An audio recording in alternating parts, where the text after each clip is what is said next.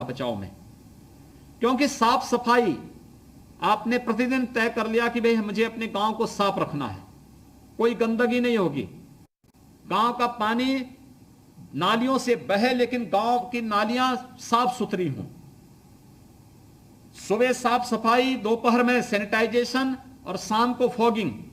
अगर सप्ताह में ये 3 बार या 2 बार भी हो जाए तो गांव आपका दर्शनीय हो जाएगा, लोग वहां देखने के लिए आएंगे। तो साफ सफाई पर हमें विशेष ध्यान देना पड़ेगा, अपने गांव में सैनिटाइजेशन पर ध्यान देना पड़ेगा, ये कार्य हमें गांव में करना पड़ेगा।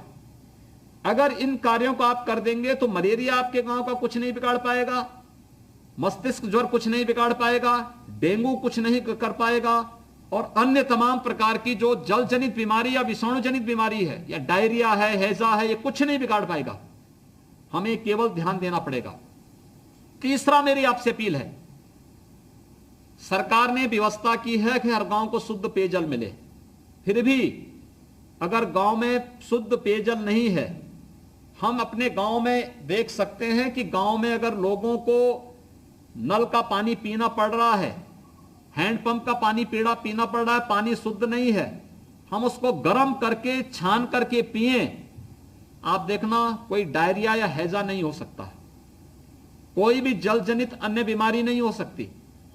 हम लोगों को इसके लिए प्रेरित करें, गांव पंचायत छोटी छोटी समूह बना करके गांव में इसके बारे में बताएं। एक प्रतिस्पर्धा होनी चाहिए, अपने गांव को स्मार्ट विलेज के रूप में कैसे हम विकसित कर सकते हैं।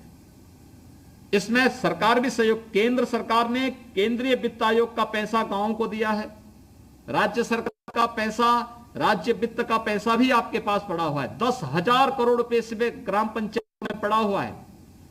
इस पैसे का सही सदुपयोग, मेरे गांव का विद्यालय साफ सुथरा रहे, उसकी बाउंड्री हो, मेरे ग्राम पंचायत में खेल का मैदान होगा, मेरे गांव में जूनियर हाई स्कूल है तो उसकी साफ सफाई, रंगाई पुताई, मेंटेनेंस, चिकित्सालय है तो उसकी साफ सफाई, वहां पर जाने का सड़क कनेक्टिविटी, वहां पे बिजली, कहीं जल जमाव न हो, विद्यालय हो, चिकित्सालय हो, पंचायत भवन हो, साफ सुथरे रहने चाहिए, वहां पेड़ नहीं उगे होने चाहिए, गंदगी नहीं होनी चाहिए। जब गंदगी होती है, पेड़ उगे रहते हैं तो लोग उसके बारे में गलत धारणा बनाते हैं, और हम लोगों को ये चीजें कतई नहीं होनी देनी है। इन चीजों को हम लोगों को वहां पे लोगों को बताना पड़ेगा। मेरी आप सबसे एक और अपील है कि हम अपने ग्राम पंचायत के अंदर, यद्यपि हर ग्राम पंचायत में ग्राम सचिवालय यानी पंचायत भवन बनाए जा रहे हैं, उसको ग्राम सचिवालय के रूप में विकसित करिए। जहां पर कार्य चल रहे हैं तेजी के साथ उस कार्य को संपन्न करवा करके ग्राम सचिवालय का निर्माण समय से करते हुए हम एक व्यवस्था सुनिश्चित करें कि ग्राम सचिवालय का कार्य समय सीमा के अंदर पूरा होने, और उस कार्य को पूरा करने के साथ ही वहां पे कंप्यूटर लगाना, इंटरनेट का कनेक्शन देना, गांव के ही कुछ युवाओं को उसके साथ ट्रेनिंग दे देना, जो गांव के लोगों को ही कॉमन सर्विस की सुविधा वहां पर उपलब्ध करवा सकें। बैंकिंग क्रॉसपॉन्डेंट्स की ग्राम पंचायतों में भर्ती हुई होंगी या हो रही होंगी, उनको वहां पे बैठने की व्यवस्था करना। बहुत सारी गतिविधियां आप एक जगह से संचालित कर सकते हैं। गांव में पब्लिकेटर सिस्टम के माध्यम से कोरोना के बारे में, मस्तिष्क ज्वर के बारे में, दिमागी बुखार के बारे में, मलेरिया के बारे में, अन्य कार्यों के बारे में भी 3-4 बार जानकारी दे सकते हैं। सुबह शाम अच्छे भजन, राष्ट्रभक्ति के गीत लोगों के सामने बजा सकते हैं, लेकिन उसमें सबकी सहमति हो तभी करना चाहिए। इन चीजों को अगर आप व्यापक प्रचार प्रसार करेंगे तो गांव में आप देखना कि गांव आपका शहर से अच्छा हो जाएगा। कोरोना के कारण लोगों के रोजगार पर कुछ असर पड़ा है, और इसीलिए केंद्र और प्रदेश सरकार ने कुछ तय किया। जैसे केंद्र सरकार ने गरीब कल्याण पैकेज के अंतर्गत मई और जून का निःशुल्क खाद्यान्न हर नागरिक को देने की व्यवस्था की। मई का खाद्यान्न वितरित लगभग हो चुका है, एक आध दिन में सभी को मिल जाएगा। जून महीने में भी 15 जून के बाद फिर से प्रधानमंत्री गरीब कल्याण पैकेज का खाद्यान्न मिलेगा। राज्य सरकार की तरफ से मई, जून, जुलाई, अगस्त, ये 3 महीने का निःशुल्क खाद्यान्न हर एक नागरिक को मिलना है, हर जरूरतमंद को मिलना चाहिए। और वह सरकार देने जा रही है। हमारा प्रयास हो कि कोटे की दुकान में हर जरूरतमंद को उसके लिए स्वीकृत और अनमन्य खाद्यान्न जरूर मिले, उसमें घटतोली न हो। अगर हम ये काम अपने गांव में बिना भेदभाव के करते, याद रखना अब आप ग्राम प्रधान बन चुके हैं, अब आपकी कोई पार्टीबाजी नहीं, जिसने वोट दिया वह भी, जिसने नहीं दिया वह भी आपका अपना है। यह समय है जब आप लोगों की सेवा करके लोगों का दिल जीत सकते हैं। ठीक है, जो लोग आपका समर्थन किए होंगे उन लोगों के साथ आपकी सहानुभूति होगी, लेकिन कार्य पात्रता का जब मामला आएगा तो हम किसी के साथ कोई भेदभाव नहीं करेंगे। किसी का शौचालय, किसी का मकान, प्रधानमंत्री आवास योजना में, मुख्यमंत्री आवास योजना में मकान उपलब्ध करवाने की व्यवस्था, किसी गरीब को पेंशन देने की व्यवस्था, किसी विधवा को पेंशन देने की व्यवस्था, या फिर कोई गरीब है, बीमार है, कोई व्यवस्था नहीं, आयुष्मान भारत का कार्ड उसका बनवाइए, 5 लाख रुपए की स्वास्थ्य सुविधा उसको मिल सकती है, प्रधानमंत्री जी ने पहले से ही उपलब्ध करवाया है। अगर कोई गरीब है, उसके पास कोई सुविधा नहीं है, कार्ड भी नहीं बना है, बीमार है, कोई आय का स्रोत नहीं, हम ग्राम प्रधान निधि से उसको 2000 रुपए तक की सहायता कर सकते हैं। यह व्यवस्था पहले से है। अगर किसी की दुखद मौत हुई है, निराश्रित है, कोई देखभाल करने वाला नहीं, या परिवार की आय नहीं कि वो अंतिम संस्कार कर सके, 5000 रुपए तक की सहायता आप ग्राम प्रधान निधि से उसको कर सकते हैं।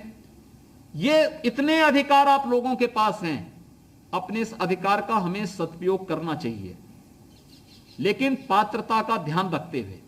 अगर हम इस कार्य को करेंगे, आप देखना आपकी लोकप्रियता उसी प्रकार से आगे बढ़ेगी जैसे शिवचरण जी ने लखीमपुर खीरी में निर्विरोध प्रधान बनकर के वहां पर उन्होंने एक नया कीर्तिमान स्थापित, 4थी बार ग्राम प्रधान बने हैं। ऐसे ही आप सभी के साथ भी जुड़ेगा और हमें उस दिशा में बेहतर प्रयास करने होंगे। कोरोना कालखंड में सावधानी और सतर्कता बहुत आवश्यक है। मैं आप सबसे अपील करूंगा कि हम हर व्यक्ति को इसके लिए सतर्क रखें, सावधान रखें, हर एक व्यक्ति को मेडिसिन किट उपलब्ध करवाएं। गांव में आपको मैं एक और अपील करूंगा कि लोगों को बोलें कि वे टेस्ट करने से न भागे। दूसरा, कॉमन सर्विस सेंटर जो गांव का है उसको आप तैयार करवा लीजिए, सरकार उसमें सहयोग कर रही है। कॉमन सर्विस सेंटर में मेरी आप सबसे अपील है कि रजिस्ट्रेशन की व्यवस्था कराएं वैक्सीन लगाने के लिए, क्योंकि अब हम लोग गांव के ही पंचायत भवन में भी वैक्सीन के सेंटर लेके जा रहे हैं। वहीं रजिस्ट्रेशन करवाएंगे, फिर वहीं हमारी टीम जाएगी, वहीं वैक्सीन देगी गांव के लोग। तो गांव के व्यक्ति टेस्ट करने से भी ना भागें, वैक्सीन लेने से भी नहीं भागेंगे। तो देखना, कोरोना से सुरक्षा का ये कवच प्रधानमंत्री जी ने दिया है। 2 वैक्सीन अब तक लग रही हैं, आने वाले समय में तमाम अन्य नई वैक्सीन भी आने वाली है। यह हर एक व्यक्ति को सुरक्षा देगा। कोरोना फिर कुछ नहीं बिगाड़ पाएगा, बशर्ते हम स्वयं उसके प्रति सतर्क हो जाएं। तो आप सबकी बड़ी भूमिका है और त्रिस्तरीय पंचायत में सबसे महत्वपूर्ण और मजबूत कड़ी के रूप में ग्राम प्रधानों की भूमिका को कोई नजरअंदाज नहीं कर सकता है। आप सभी चुने गए, आप सबको मैं बधाई देता हूं। आदरणीय राज्यपाल महोदय का हृदय से अभिनंदन करता हूं। उनका मार्गदर्शन आप सबको आज प्राप्त हो रहा है, यह आपके लिए सौभाग्य की बात है। आदरणीय राज्यपाल महोदय के मार्गदर्शन और उनके आशीर्वाद से आप सभी अच्छा कार्य करें, इस विश्वास के साथ आप सबके सफल और मंगलमय भविष्य की मैं कामना करता हूं। धन्यवाद। संभावनाओं को भी आगे बढ़ना पड़ेगा। मेरी आप सबसे अपील है कि निगरानी समिति के अध्यक्ष के रूप में गांव में हर दूसरे तीसरे दिन स्क्रीनिंग का कार्य, एक एक घर में जाकर के सर्वे करना, पूछना किसी को। एक तो निगरानी समिति को हम लोगों ने इंफ्रारेड थर्मामीटर और पल्स ऑक्सीमीटर दिया था और सैनिटाइजर दिया था। निगरानी समिति के प्रत्येक सदस्य के पास मास्क भी होना चाहिए, ग्लव्स भी होना चाहिए। गांव में जरूरतमंदों को अगर हम लोग महिला स्वयंसेवी समूह के माध्यम से मास्क उपलब्ध करवाने में भी योगदान दे सकें, आप प्रशासन से ही मांग सकते हैं, ग्राम पंचायत की तरफ से भी आप इसको उपयोग कर सकते हैं। तो हर व्यक्ति को ये आदत डालना पड़ेगा कि मास्क जरूर लगाएं, क्योंकि मैंने पिछले 25-26 दिनों में बहुत सारे गांवों का भ्रमण किया है। मैंने देखा है कि अभी भी एक तबका है जो मास्क नहीं लगा रहा है। ये लापरवाही है और इसलिए मास्क जरूर लगाने की स्थिति। दूसरा, भीड़ भाड़ कहीं ना होने दें। तीसरा, एक एक व्यक्ति की स्क्रीनिंग करना, बच्चे हों, बुजुर्ग हों, महिलाएं हों, पुरुष हों, युवा हों, बालक हो, बालिका हो, प्रत्येक की जांच करना। किसी को सर्दी है, जुकाम है, खांसी है, बुखार है, उन सबको मेडिसिन किट उपलब्ध करवा देना।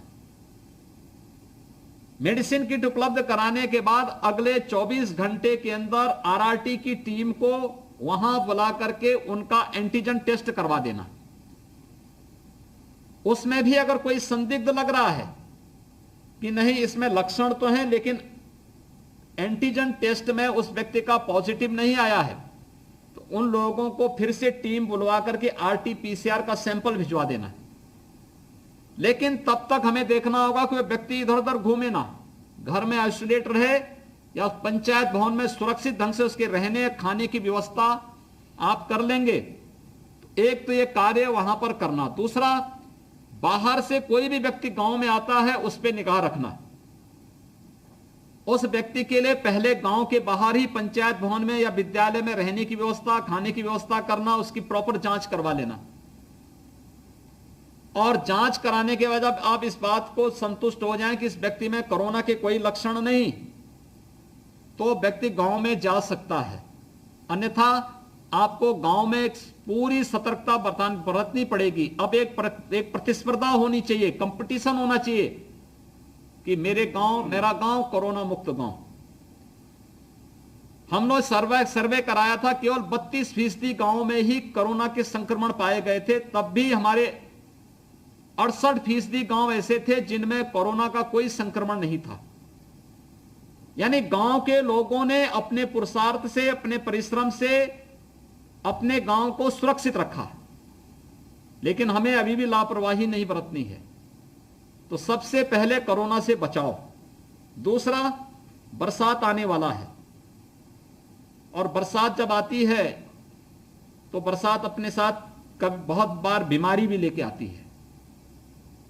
देखिए, इसी में मस्तिष्क ज्वर और दिमागी बुखार भी आता है, मलेरिया भी आता है, डेंगू भी आता है, कालाजार भी आता है, चिकनगुनिया भी आता है, तमाम अन्य प्रकार की बीमारियां भी आती हैं, जल जनित बीमारियां भी आती हैं और विषाणु जनित बीमारियां भी आती हैं।